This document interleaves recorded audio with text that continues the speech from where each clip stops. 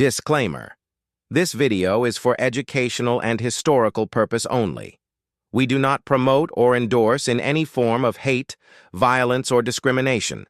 Our goal is to spread awareness about the political climate of the era.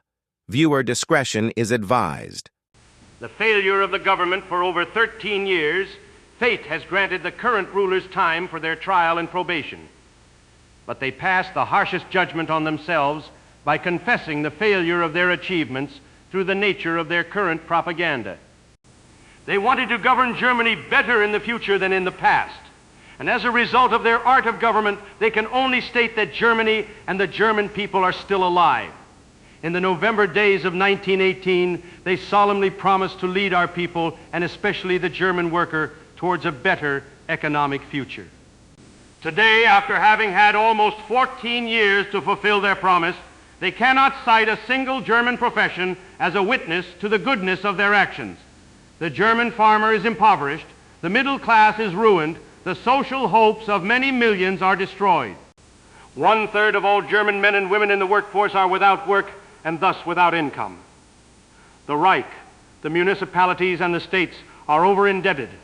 All finances are in disorder, and all coffers are empty. The destruction of trust.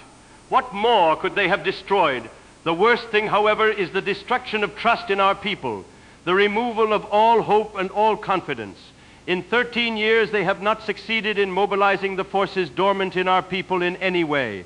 On the contrary, in their fear of the awakening nation, they have played people against each other, the city against the country, the employee against the official, the manual worker against the intellectual worker, the Bavarian against the Prussian, the Catholic against the Protestant, and so on. The activism of our race was consumed only internally. Outwardly, only fantasies remained. Fantastic hopes for cultural conscience, international law, world conscience, ambassador conferences, the League of Nations, the Second International, the Third International, proletarian solidarity, and so on. And the world has treated us accordingly. The call for a new movement, thus Germany has slowly decayed, and only a madman can hope that the forces that brought about the decay could now bring about the resurrection. If the existing parties seriously wanted to save Germany, why haven't they done so already? Now, after 13 years, as they destroyed everything in Germany, the time for their own removal has finally come. Whether the current parliamentary parties live is not important, but it is necessary to prevent the German nation from going completely to ruin. Overcoming these parties is a duty because in order to live themselves, they must tear the nation apart again and again. For years they told the German worker that he alone could save himself.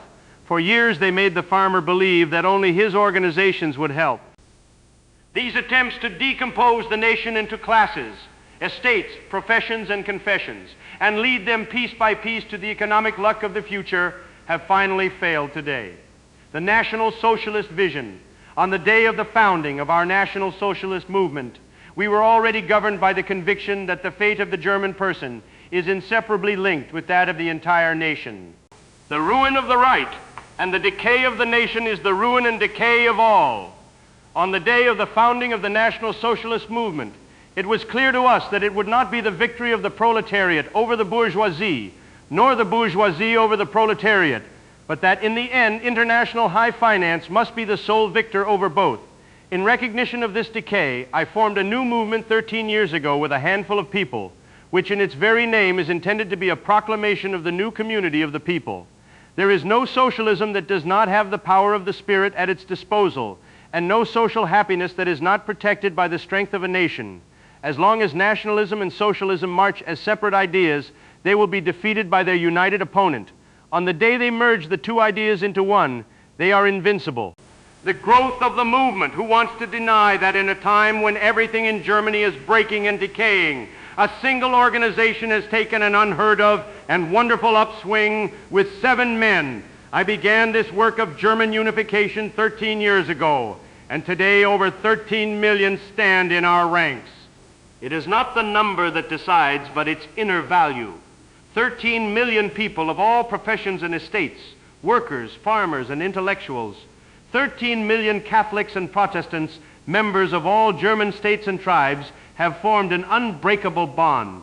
A faithful community of people has arisen that will slowly overcome the prejudices of class madness and status pride.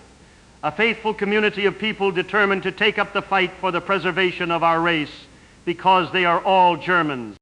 We National Socialists therefore march into every election with the single confession to resume the work for the internal reorganization of our people's body the next day. We do not fight for mandates or ministerial seats, but for the German person whom we want to and will put back together into an inseparable community of destiny. The Almighty, who allowed us to grow from 7 men to 13 million in 13 years, will further allow 13 million to become one German people. We believe in this people. We fight for this people, and for this people we are ready, if necessary, to give our lives and souls. If the nation fulfills its duty, then one day a day must arise that gives us back a Reich of honor and freedom, work and bread.